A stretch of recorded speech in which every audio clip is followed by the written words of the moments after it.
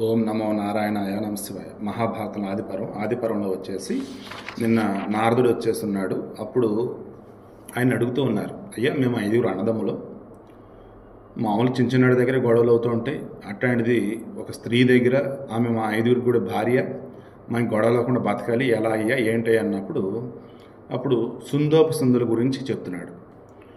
వాళ్ళు ఎవరు ఏంటి అన్నప్పుడు వారు వచ్చేసి ఒక రాక్షసుడికి పుట్టారు. ఏం పేరు? నికుంభుడు. ఆ నికుంభుడికి పుట్టినటువంటి పిల్లలే వీళ్ళు. ఎవరు? సుందోపసుందులు. వాళ్ళు ఒకరిని విడిచి ఒకరు ఉండలేరు, ఒకరు లేకుండా వేరొకరితో మాట్లాడరు, ఒకరికొకరు ఒక ప్రియము అంటే ఒకరికొకరు ఇంక ద బెస్ట్ వేలో ఉంటారు. తీయని మాటలు మాట్లాడతారు కూడా, ఒకరికి తన కోసం వీడు, వీడి కోసం వాడు అన్నట్టు. ఒకే శీలం ఆచరణ కల వారి జీవాత్మ 2గా విడిపోయి 2 అయినారు.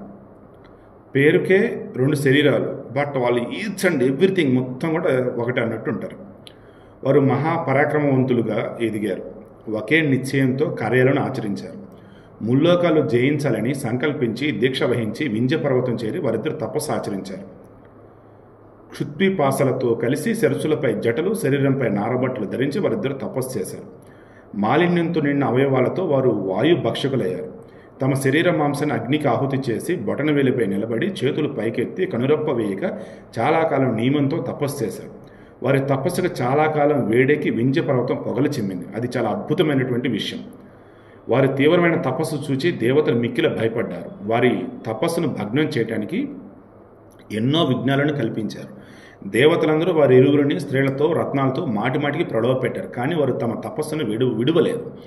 వారిపై దేవతలు మాయను ప్రయోగించారు. మాయచే కల్పింపబడిన సోదరీగణం, తల్లులు, భార్యలు, ఆత్మీయులు భయంతో పరుగులెడుతూ వచ్చారు. వారిని శూలధారి అయిన రాక్షసుడు ఒకడు తరుముతూ భూమిపై దొర్లింపసాగాడు. వారి ఆభరణాలు, వస్త్రాలు జారిపోయాయి. వారందరూ కలిసి వారిరువురికి నమస్కరించి రక్షించమని వేడుకొన్నారు. అయినా సరే వారు ఈ రోదనలు విన్న వ్రతధారులైన కారణంగా తపమును వేడలేదు, వ్రతభంగం చేయలేదు.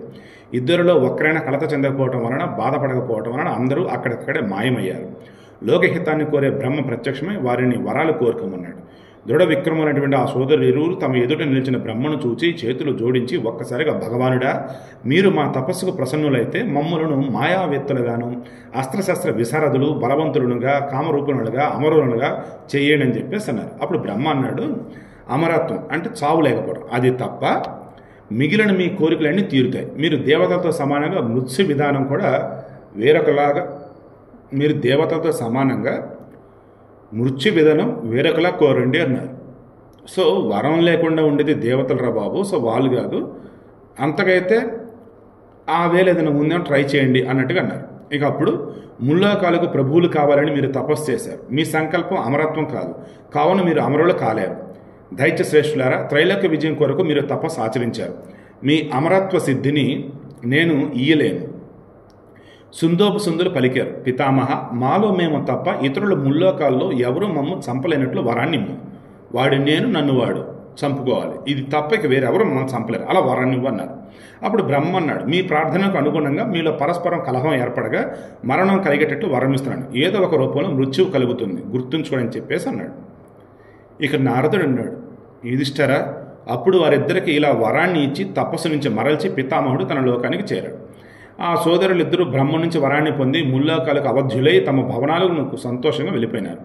వరాలు పొంది కృతకుత్సలై తిరిగి వచ్చినటువంటి అభిమానవంతులైన వారి ఇరువురిని చూచి స్నేహితులు మిక్కిలి సంతోషించారు. వారిరువురు జడలను తొలగించి కిరీటాలు ధరించారు. విలువగల ఆభరణాలు, వస్త్రాలు ధరించి కాలం కాని కాలంలో వచ్చిన వెన్నెల శోభలను స్థిరం చేశారు. వారి స్నేహితులందరూ సంతోషంలో మునిగిపోయారు. ప్రతి గృహంలోనూ తినండి, అనుభవించండి, క్రీడించండి, పాడండి, త్రాగండి, కొల్లగొట్టండి అనే మాటలే వికసింపజేశారు, వినిపించజేశారు. అక్కడక్కడ తలధ్వనులు మ్రోగిస్తూ ఆ దైత్యుల నగరం హర్షంలో, ఆనందంలో మునిగిపోయింది. కామరూపాలు దాల్చి రాక్షసులు ఇరువురు కూడా క్రీడిస్తూ చాలా సంవత్సరాలు గడిచిన వారికి తెలియకుండా కూడా అయిపోయింది. ఒక్కరోజే గడిచినట్టు వాళ్ళు భావించారు. యుధిష్ఠిరా అంటే నారదుడు చెప్తున్నాడు, ఉత్సవ అనంతరం త్రిలోక విజయాన్ని కాంక్షించి వారిరువురు దైత్యులు సేనలను సిద్ధం కమ్మని ఆజ్ఞాపించారు. స్నేహితులు వృద్ధులైన రాక్షస మంత్రుల ఆజ్ఞను గైకొని మఘ నక్షత్రాన రాత్రి యుద్ధయాత్రను ప్రారంభించారు. గదలు, తోమరాలు, శూలాలు, ముద్గరాలు, కవచాలతో దైత్యసేన బయలుదేరింది. సేనతో వారిరువురు బయలుదేరారు. వంది మాగధులు, చారణులు స్తోత్రాలు, మంగళపాఠాలు పాడుతూ ఉంటే వారు మిక్కిలి సంతోషంతో యుద్ధయాత్రకు వెళ్ళారు. యుద్ధ దుర్మధులైన వారిరువురు కామగమనంతో ఆకాశానికి ఎగిరి దేవతా భవనాలపై దాడి చేశారు. వారి దండయాత్రను గురించి విని వారి వరబలాన్ని తెలుసుకుని దేవతల స్వర్గం విడిచి బ్రహ్మలోకానికి చేరారు. వారు తీవ్ర పరాక్రమంతో స్వర్గాన్ని జయించి యక్షులను, రక్షోఘనాలను, ఆకాశగాములైన వారిని కూడా చంపేశారు. మహారథులు వారిరువురు పాతాళంలో చరించే నాగులను జయించి సముద్రపు ఒడ్డున నివసించే మ్లేచ్చులను కూడా జయించారు. భయంకరంగా శాసించేవారు భూమిని అంతటినీ జయించాలని నిశ్చయించి సైనికులను పిలిచి ఇలా అన్నారు: ఈ భూమిపై రాజర్షులు, బ్రాహ్మణులు హవ్య కన్య నివేదనలతో దేవతల హవ్య కవ్య నాట్ కన్య హవ్య కవ్య నివేదనలతో దేవతల యొక్క తేజస్సు, బలం, సంపదలు పెంచారు. యజ్ఞాదులు చేసేవారు మనకు శత్రువులు, మనమందరం ఏకమై వారందరం అన్ని విధాలా చంపివేయాలి. తూర్పు సముద్ర తీరాన సైనికులను నేను ఆదేశించి కఠినమైన సంకల్పంతో వారిని పంపి అన్ని వైపులకు ఆక్రమణకు బయలుదేరారు. యజ్ఞాలు చేయించే బ్రాహ్మణులను బలవంతంగా చంపి బలిష్ఠులై ముందుకు సాగారు.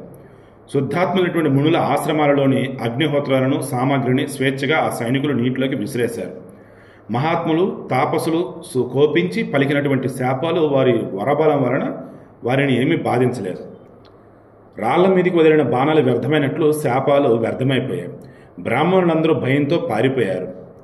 గరుత్మంతునికి పాములు భయపడినట్లు జితేంద్రులు, శాంతిపరాయణులు, తపస్సిద్ధులైన బ్రాహ్మణులందరూ భయపడి పరుగు తీశారు. ఆశ్రమాలు భగ్నం చేశారు. కలశాలు, శృవాలు విసిరివేశారు. లోకమంతా కాలమహిమచే నాశనమైనట్లు జగమంతా కూడా శూన్యం చేశారు. అదృశ్య రూపం దాల్చి ఆ రాక్షసులు ఇరువురు కూడా ఋషులను చంప నిశ్చయించి భయంకర జంతువుల రూపాలను స్వీకరించారు. మదం స్రవించే మత్తేభాల రూపాన్ని దాల్చి చొరసక్యం కాని చోటున్నటువంటి ఋషులను కూడా యమపురికి పంపారు. సింహాలు, పులుల రూపాలు ఎత్తి అదృశ్యంగా ఉండి క్రూరులే ఋషులను ఆయా జంతువుల మాదిరిగా వధించారు. వారెప్పుడే రూపాన్ని దాలుస్తారో ఋషులకు తెలియటం లేదు. భూమిపై యజ్ఞాలు, స్వాధ్యాయాలు తగ్గిపోయాయి. రాజర్షులు, బ్రాహ్మణులు నశించారు. యాత్రలు, వివాహాలు చాలా వరకు కనిపించకుండా పోయాయి. అన్ని చోట్ల ఆహాకారాలు వ్యాపించాయి. ప్రజలు భయ విహరులు అయ్యారు. అంగళ్ళలో క్రయ విక్రయాలు లేవు. దేవకార్యాలు నశించాయి. పవిత్ర వివాహాది కర్మలు లోపించాయి. వ్యవసాయం, పశురక్షణ లేనేలేదు. నగరాలు, ఆశ్రమాలు ధ్వంసం చేశారు. ఎముకలు, అస్థిపంజరాలతో భూమి భయంకరంగా తయారైంది. పితృకార్యాలు లోపించాయి. వషట్కార వంగళాలు అదృశ్యమయ్యాయి. లోకమంతా భయంతో విహ్వలం అయింది. భూమి వైపు చూడలేకపోతున్నారు. సుందర భయానకాలైనటువంటి కర్మలను చూచి చంద్రుడు, సూర్యుడు, మిగిలిన గ్రహాలు, తారలు, నక్షత్రాలు, దేవతలు అందరూ దుఃఖాన్ని పొందారు. ఈ విధంగా సుందరులు తమ క్రూర కర్మలచే అన్ని దిక్కులు జయించి శత్రురహితం చేసుకుని కురుక్షేత్రంలోని తమ భవనంలోనికి ప్రవేశించారు. సో వాట్ నెక్స్ట్ రేపు డిస్కస్ చేద్దాం.